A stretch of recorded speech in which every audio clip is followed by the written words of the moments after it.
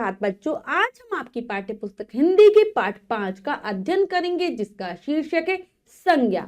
तो चलिए पाठ को पढ़ते हैं और जानते हैं संज्ञा क्या होती है, किस प्रकार से व्याकरण में इसका प्रयोग किया जाता है और हम किस प्रकार के शब्दों को संज्ञा शब्द कहते हैं। जानते हैं सभी बातें विस्तार पूर्वक। पाठ को पढ़कर पाठ को शुरू करते हैं। पाठ 5 संज्ञा। देखिए, पढ़िए और जानिए। तो चलिए पढ़ते हैं और जानने का प्रयास करते हैं। नरेंद्र मोदी, सुनार, घोड़ा। तो यहां पर चित्र बने हैं और उनके नीचे नाम लिखे हुए हैं। कार, विद्यालय, क्रोध। ठीक है। उपरोक्त चित्रों के नीचे लिखे शब्द किसी व्यक्ति, प्राणी, वस्तु, स्थान तथा भाव के नाम का बोध करा रहे हैं। जैसे, तो हमने बच्चों ऊपर कुछ चित्र देखे हैं, उनके नीचे उनके नाम लिखे हैं जो कि किसी व्यक्ति के बारे में बता रहे हैं, वस्तु के बारे में बता रहे हैं, स्थान भाव के बारे में बता रहे हैं, मतलब किसी ना किसी का नाम बता रहे हैं। जैसे नरेंद्र मोदी, सुनार, घोड़ा, ये किसके नाम है? व्यक्तियों के या फिर प्राणियों के नाम है। कार एक वस्तु का नाम हो गया, विद्यालय एक स्थान का नाम हो गया और क्रोध किसका नाम हो गया? भाव का नाम हो गया। तो ये किसी ना किसी के नाम हैं। तो ये सभी नाम संज्ञा हैं। व्याकरण में बच्चों नामों को संज्ञा कहा जाता है। तो जितने भी हमने अभी नाम पढ़े ना बच्चों, वो सभी क्या है? संज्ञा। आपका नाम, मेरा नाम, ये सभी भी संज्ञा में ही आएंगे। हमारे आसपास की जितनी भी वस्तुएं होती हैं, प्राणी होते हैं, स्थान होते हैं, सभी के नाम संज्ञा कहे जाते हैं, सभी के नाम संज्ञा होते हैं। तो इसकी जो परिभाषा होगी वो होगी किसी व्यक्ति, प्राणी, वस्तु, स्थान अथवा भाव के नाम को संज्ञा कहते हैं। तो बच्चों किसी भी व्यक्ति का नाम है, वस्तु का नाम है, स्थान का नाम है, भाव का नाम है, सभी संज्ञा हैं। इसी आधार पर संज्ञा के प्रकार होते हैं। संज्ञा के प्रकार, संज्ञा के 3 प्रकार होते हैं। 3 प्रकार की संज्ञा होती है। कौन कौन सी? पहली होती है व्यक्तिवाचक संज्ञा, जातिवाचक संज्ञा और भाववाचक संज्ञा। ये 3 प्रकार हैं। सबसे पहले हम जानते हैं व्यक्तिवाचक संज्ञा की क्या होती है। व्यक्तिवाचक संज्ञा, जो संज्ञा शब्द किसी विशेष व्यक्ति, वस्तु अथवा स्थान आदि के नाम का बोध कराते हैं, वे व्यक्तिवाचक संज्ञा कहलाते हैं। जैसे श्री राम, रामायण, राम मंदिर। तो ऐसे शब्दों को व्यक्तिवाचक संज्ञा कहा जाता है बच्चों, जो किसी विशेष व्यक्ति के नाम का, किसी विशेष वस्तु के नाम का, किसी विशेष स्थान के नाम का बोध कराते हैं। मतलब हम बताते हैं कि इस व्यक्ति का नाम है, इस वस्तु का नाम है, इस स्थान का नाम है, तो वही व्यक्तिवाचक संज्ञा है। कैसे होगा? जैसे श्री राम एक व्यक्ति का नाम हो गया, रामायण एक वस्तु का नाम हो गया, एक किताब का नाम हो गया, और राम मंदिर एक स्थान का नाम हो गया। तो ये व्यक्तिवाचक संज्ञा थी। अब आते हैं नंबर 2, जातिवाचक संज्ञा। जो संज्ञा शब्द किसी प्राणी, वस्तु अथवा स्थान की पूरी जाति का बोध कराते हैं, वे जातिवाचक संज्ञा कहलाते हैं। जैसे ऐसे शब्दों को बच्चों जातिवाचक संज्ञा कहा जाएगा जो कि किसी भी प्राणी की, वस्तु की, स्थान की पूरी जाति का बोध कराए, संपूर्ण जाति से संबंधित हो, वही जातिवाचक संज्ञा है। जैसे यहाँ पर उदाहरण है, महिला स्त्रियों की पूरी जाति का बोध करा रही है, कुर्सी सभी कुर्सियों का बोध करा रही है, जितनी भी कुर्सियां होंगी चाहे वो अलग अलग प्रकार की हो लेकिन आएंगी वो कुर्सी में, पूरी जाति का बोध करा रही है कुर्सी। ऐसे ही मंदिर, संसार में जितने भी मंदिर हैं उनको मंदिर ही कहा जाएगा, यानी पूरी जाति का बोध करा रहे हैं। उनके नाम अलग अलग हो सकते हैं लेकिन है वो मंदिर, इसलिए पूरी जाति का बोध हो रहा है। अब आती है नंबर 3, भाववाचक संज्ञा।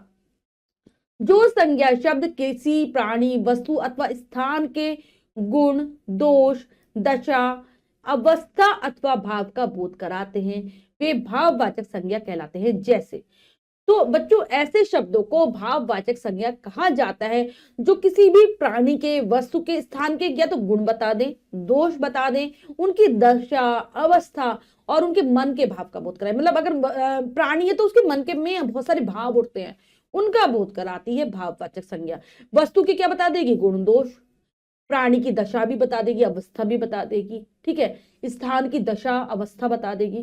तो यही भाववाचक संज्ञा है। उदाहरण है बचपन, तो ये एक मनुष्य की क्या एक अवस्था है। हरियाली ये किसकी है? पेड़ पौधों की एक अवस्था हो गई। और ममता, ये भी एक हमारे मन का भाव होता है। तो ये है भाववाचक संज्ञा। अब आते हैं कुछ अन्य संज्ञा शब्द पढ़ते हैं। तो सबसे पहले व्यक्तिवाचक संज्ञा के पढ़ते हैं।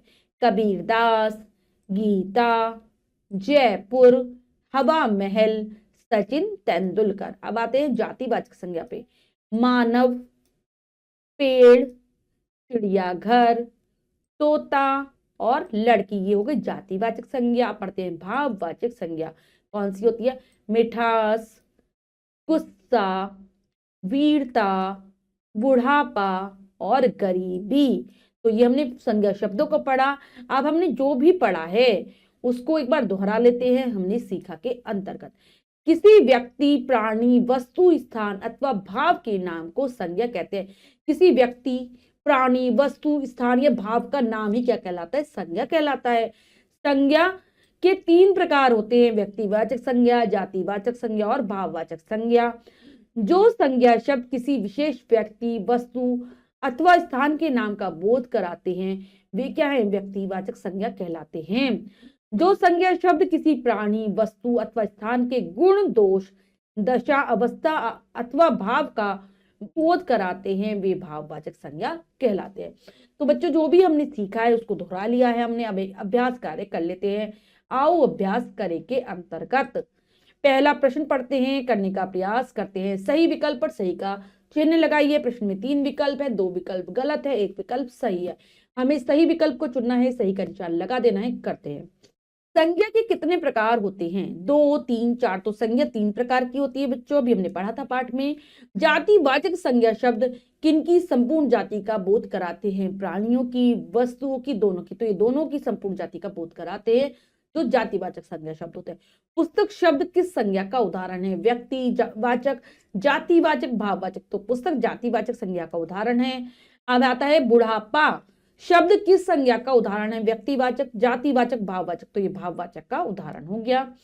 उचित संज्ञा शब्दों द्वारा रिक्त स्थानों की पूर्ति कीजिए। तो हमें रिक्त स्थानों को बच्चों भरना है। कोष्टक में 2-2 शब्द है, एक सही है, एक गलत। हमें उचित शब्द से पूरा करना है। रिक्त स्थानों को करते हैं। बच्चे रिक्त स्थान में शोर मचा रहे हैं। तो कहां मचा रहे हैं? वो कक्षा में। क्या आ जाएगा? कक्षा। बच्चे कक्षा में शोर मचा रहे हैं। रिक्त स्थान दिल्ली में है। लो स्तंभ, हवा महल। तो लो स्तंभ जो है वो कहाँ है? वो दिल्ली में है। लो स्तंभ मतलब लोहे का खंबा। कहां पर है ये कुतुब मीनार के पास पड़ता है बच्चों। अगर कभी मौका मिले तो जाइएगा। करण रिक्त स्थान खा रहा है घास, शाम तो आम खा रहा है। करण। फूलों में रिक्त स्थान होती है सुगंध, दुर्गंध। तो सुगंध होती है, खुशबू आती है फूलों से, लिख देंगे सुगंध। रिक्त स्थान दहाड़ रहा है बकरा, शेर। तो शेर की आवाज ही होती है दहाड़ना। तो लिख देंगे शेर।